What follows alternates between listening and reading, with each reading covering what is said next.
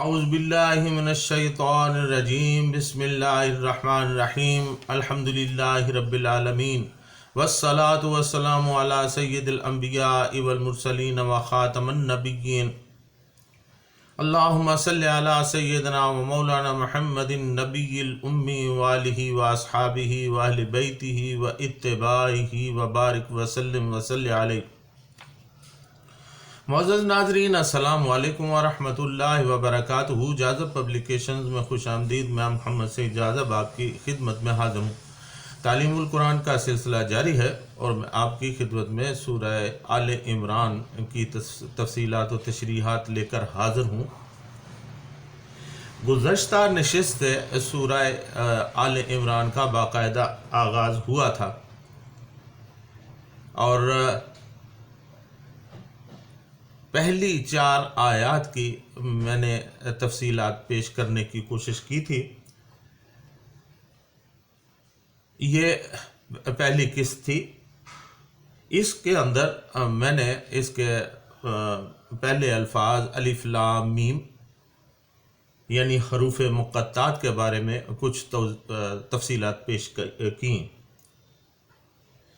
اللہ لا الہ الا هو الحی القیوم، اس میں اعلان توحید ہے، اس کے بارے میں آپ سے گفتگو کی۔ پھر الحی القیوم کے معنی آپ کے سامنے پیش کیے۔ نزل علیک الکتاب بالحق، اس کتاب کے بارے میں آپ کو بتایا، یعنی قرآن حکیم کے بارے میں جو حق کے ساتھ نازل ہوئی، یعنی سچی اور پکی کتاب۔ پھر نزل علیک الکتاب بالحق مصدقا لما بین یدیہ وانزل التوراۃ والانجیل،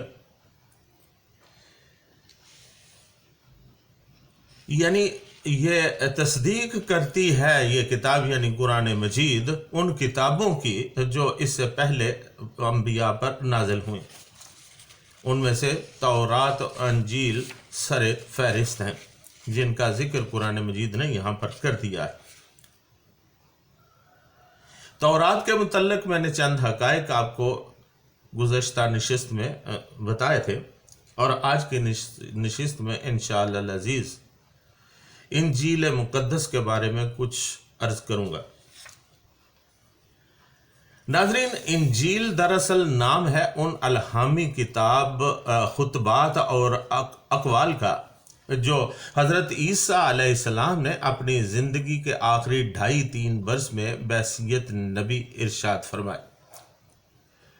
وہ کلمات طیبات آپ علیہ السلام کی زندگی میں لکھے اور مرتب کیے گئے تھے یا نہیں، اس کے متعلق اب ہمارے پاس کوئی ذریعہ معلومات نہیں۔ ممکن ہے بعض لوگوں نے انہیں نوٹ کر لیا ہو اور ممکن ہے کہ سننے والے معتقد حضرات نے ان کو زبانی یاد کر رکھا ہو۔ بہرحال ایک مدت کے بعد جب حضرت عیسیٰ علیہ السلام کی سیرت پاک پر مختلف رسالے لکھے گئے تو ان میں تاریخی بیان کے ساتھ ساتھ وہ خطبات اور ارشادات بھی جگہ جگہ حسب موقع درج کر دیے گئے جو ان رسالوں کے مصنفین تک زبانی روایات اور تحریری یادداشتوں کے ذریعے سے پہنچے تھے۔ ناظرین، آج موجودہ دور میں جو اناجیل 4 مشہور ہیں وہ کچھ اس طرح ہیں۔ پہلی انجیل انجیل متی کہلاتی ہے، اس کو انگریزی میں میتھیو بھی کہتے ہیں۔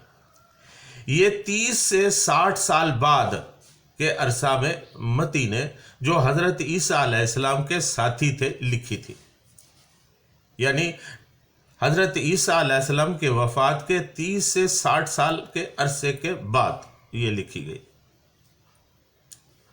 دوسری انجیل انجیل مرقس کہلاتی ہے۔ اسے مرقس نامی آدمی نے لکھا جو حضرت عیسیٰ علیہ السلام کے ساتھیوں میں سے بھی نہیں تھا۔ تیسری انجیل انجیل لوقا، یہ 68 عیسوی میں لکھی گئی، یعنی حضرت عیسیٰ علیہ السلام کے 68 سال بعد۔ لوکا حضرت عیسیٰ علیہ السلام کے زمانہ میں یہودی تھا، بعد میں عیسائی ہوا اور 70 عیسوی میں فوت ہو گیا۔ چوتھی انجیل انجیل یوحنا یا یوحنا کہلاتی ہے۔ یوحنا جو حضرت عیسیٰ علیہ السلام کے ساتھیوں میں سے تھا، اس نے اپنی آخری عمر میں حضرت عیسیٰ علیہ السلام کے کوئی 80 سال بعد اپنی انجیل لکھی۔ دراصل ان میں سے کوئی کتاب بھی انجیل نہیں ہے، بلکہ انجیل حضرت مسیح علیہ السلام کے وہ ارشادات ہیں جو ان کے اندر درج ہے۔ ہمارے پاس ان کو پہچاننے اور مصنفین سیرت کے اپنے کلام سے ان کو ممیز کرنے کا اس کے سوا کوئی ذریعہ نہیں ہے کہ جہاں سیرت کا مصنف کہتا ہے کہ مسیح نے یہ فرمایا یا لوگوں کو یہ تعلیم دی، صرف وہی مقامات اصل انجیل کے اجزاء ہیں۔ قرآن انہیں اجزاء کے مجموعے کو انجیل کہتا ہے اور انہی کی وہ تصدیق بھی کرتا ہے۔ آج کوئی شخص ان بکھرے ہوئے اجزاء کو مرتب کر کے قرآن سے ان کا مقابلہ کر کے دیکھے تو وہ دونوں میں بہت ہی کم فرق پائے گا، اور جو تھوڑا بہت فرق محسوس ہوگا وہ بھی غیر متعصبانہ غور کے بعد بآسانی حل کیا جا سکے گا۔ ناظرین، تورات، انجیل اور دیگر مذاہب کی کتابوں میں کیا سچ ہے اور کیا جھوٹ، اس کا فیصلہ کون کرے گا؟ اللہ تعالیٰ نے ارشاد فرمایا وَأَنزَلَ الْفُرْقَانَ، اور اب اس نے نازل فرمایا ہے الفرقان۔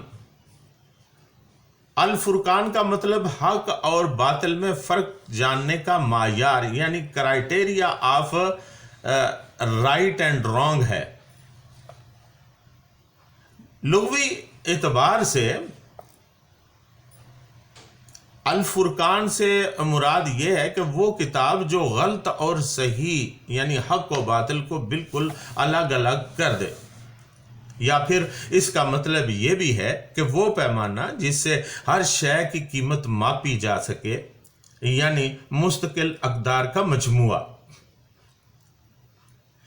پیر کرم شاہ صاحب رحمۃ اللہ علیہ، جسٹس ریٹائرڈ، اپنی تفسیر ضیاء القرآن میں لکھتے ہیں کہ لفظ فرقان کا معنی صرف الگ الگ کرنا نہیں جو کہ لفظ فرق کا مفہوم ہے، بلکہ حق اور باطل کو الگ الگ کرنے کو فرقان کہا جاتا ہے۔ یہاں اس لفظ سے کون سی مراد ہے؟ علماء سے متعدد اقوال منقول ہیں، لیکن امام ابن جریر الطبری رحمۃ اللہ علیہ نے کہا ہے کہ ان کے نزدیک بہترین قول یہ ہے کہ الفصل بین الحق والباطل، یعنی حق و باطل میں تمیز کرنے والی قوت کو فرقان کہا جاتا ہے۔ امام راضی رحمۃ اللہ علیہ کے نزدیک وہ معجزات ہیں، اور بعض متاخرین نے کہا ہے کہ اس سے مراد عقل ہے، کیونکہ اس سے بھی حق و باطل میں تمیز ہو سکتی ہے۔ اسی لیے قرآن مجید کو فرقان کہا گیا ہے۔ پارہ نمبر 18 سورۃ الفرقان آیت نمبر 1 میں ارشاد باری تعالیٰ ہے تبارک الذی نزل الفرقان علی عبدہ لیکون للعالمین نذیرا۔ بہت بابرکت ہے وہ اللہ تعالیٰ جس نے اپنے بندے پر فرقان یعنی قرآن مجید اتارا تاکہ وہ تمام لوگوں کے لیے آگاہ کرنے والا بن جائے۔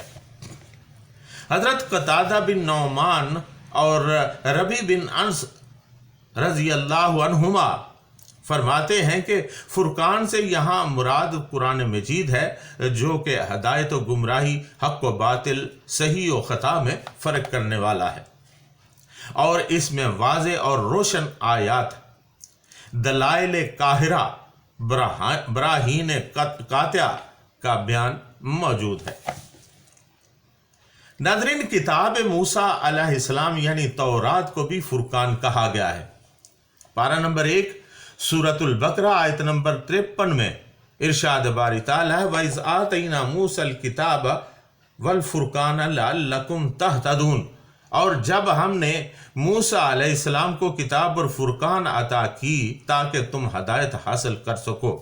اسی طرح پارہ نمبر 17 سورۃ الانبیاء آیت نمبر 48 میں ارشاد باری تعالیٰ ہے وَلَقَدْ آتَيْنَا مُوسَى وَهَارُونَ الْفُرْقَانَ وَضِيَاءً وَذِكْرًا لِلْمُتَّقِينَ، یہ بالکل سچ ہے کہ ہم نے موسیٰ و ہارون علیہ السلام کو فیصلے کرنے والی اور پرہیزگاروں کے لیے واعظ و نصیحت والی کتاب عطا فرمائی۔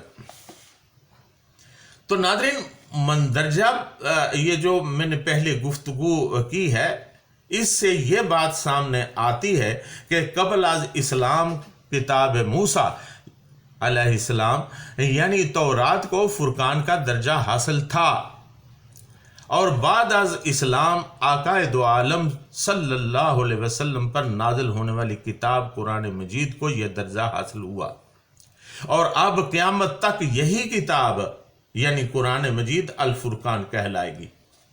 ارشاد باری تعالیٰ ہے وَمِن قَبْلُ هُدًى لِلنَّاسِ، یہ تورات اور انجیل پہلے لوگوں کی ہدایت کے لیے اللہ تعالیٰ نے نازل فرمائی۔ انبیاء بنی اسرائیل انہی کتابوں کی روشنی میں لوگوں کی ہدایت کے لیے آتے رہے، یہاں تک کہ وہ انزل الفرقان، اللہ تعالیٰ نے قرآن پاک کو نازل فرمایا۔ اس مقدس اور آخری کتاب کے ذریعے سابقہ تمام احکام منسوخ کر دیے گئے، اور قیامت تک آنے والے لوگوں کے لیے یہی احکام قرآن منبع رشد و ہدایت ٹھہرے۔ ناظرین، ان آیات کا روح سخن نجران کے نصارہ کی طرف ہے، وہ وفد جس کا پہلے میں نے ذکر کیا تھا کہ وہ نبی کریم صلی اللہ علیہ وسلم کے پاس مذاکرات کے لیے پہنچا تھا۔ جب تم تورات و انجیل کو کلام الہی مانتے ہو اور اپنے ایمان کی دلیل یہ ٹھہراتے ہو کہ جن پر یہ کتب نازل ہوئیں وہ صاحب معجزات تھے، جن کے باعث تم ان کی صداقت کو تسلیم کرنے پر مجبور ہو گئے، تو قرآن کو کیوں کلام اللہ یقین نہیں کرتے ہو؟ حالانکہ جس ذات پاک پر یہ کتاب نازل ہوئی ہے اس نے تو وہ معجزات دکھائے ہیں جن کی مثال ہی نہیں ہے۔ ناظرین، ارشاد باری تعالیٰ ہے کہ واضح احکامات آ جانے کے بعد ان الذین کفروا بآیات اللہ، جن لوگوں نے اللہ تعالیٰ کی آیات کا انکار کیا، کفر کے لغوی معنی انکار کرنے کے بھی ہیں۔ اس سلسلہ میں معنوی تشریح میں پہلے کر چکا ہوں۔ انکار لفظی بھی ہو سکتا ہے اور معنوی بھی۔ لفظی انکار تو یہ ہے کہ اللہ کی کتاب کے الفاظ کو ہی بدل دیا جائے، جیسا کہ یہودیوں نے تورات کے ساتھ کیا، جیسا کہ پارہ نمبر 5 سورۃ النساء آیت نمبر 46 میں ارشاد باری تعالیٰ ہے من الذین ہادوا یحرفون الکلم عن مواضعہ، کچھ لوگ جو یہودی ہیں پھیر دیتے ہیں اللہ کے کلام کو اس کی اصل جگہوں سے۔ اور معنوی انکار یہ ہے کہ واضح حکم کی غلط تعویل کر کے اسے اپنی مرضی کے مطابق غلط معنی پہنا دیے جائیں۔ اس طرح جو پہلے میں نے پیش کی ہے آیت، اس میں ہی اللہ تعالیٰ نے واضح کر دیا ہے وَيَقُولُونَ سَمِعْنَا وَعَصَيْنَا وَاسْمَعْ غَيْرَ مُسْمَعٍ وَرَائِنَا لَغْيًا بِأَلْسِنَتِهِمْ وَطَعْنًا فِي الدِّينِ، اور کہتے ہیں کہ ہم نے سنا اور ہم نے نافرمانی کی، اور کہتے ہیں کہ سنو تم سنائے جاؤ، اور کہتے ہیں رائنا بل دیتے ہوئے اپنی زبانوں کو اور طعنہ زنی کرتے ہوئے دین میں۔ بے باکی اور گستاخی، تصنع اور تملق اور کلام الہی میں اپنی مرضی کے مطابق کانٹ چھانٹ اور احکام الہی کی من مانی تعویلیں یہود کی خصوصیات بن کر رہ گئی تھیں۔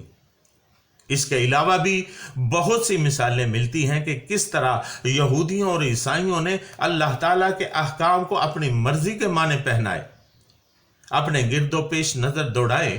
ایسے منکرین آیات کی آج بھی کمی نہیں ہے جو اللہ کی آیات کے معنی اپنی خواہش کے مطابق کر کے لوگوں کو گمراہ کرتے ہیں۔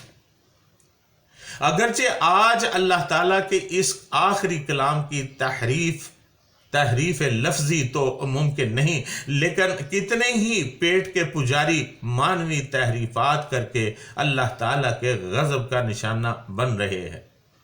ایسے ہی منکرین کے لیے فرمایا لہم عذاب شدید، ان کے لیے سخت عذاب ہے۔ جب اللہ تعالیٰ کی پکڑ آئے گی تو پھر اس سے وہ بچ نہیں سکیں گے، کیونکہ واللہ عزیز، اللہ تعالیٰ غالب یعنی غلبے والا ہے، اسے ہر چیز پر غلبہ حاصل ہے، اس کی گرفت سے کوئی نہیں بچ سکتا، اس کے سامنے کوئی چالاکی اور ہیلہ سازی کام نہیں آئے گی، اور وہ ذو انتقام بدلہ لینے والا ہے۔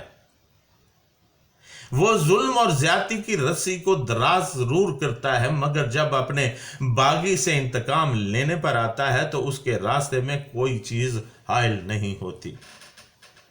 ناظرین، آخر میں اللہ تعالیٰ سے دعا ہے کہ اللہ تعالیٰ ہمیں قرآن حکیم کو سمجھنے، اس کو پڑھنے اور اس پر پھر عمل کرنے کی توفیق عطا فرمائے، اور اللہ تعالیٰ ہمیں ظلم سے بچائے، ہمیں غلط تعویلات سے بچائے۔ اللہ تعالیٰ ہمیں قرآن مجید کو صحیح معنوں میں سمجھنے کی توفیق عطا فرمائے۔ وما علینا الا البلاغ المبین۔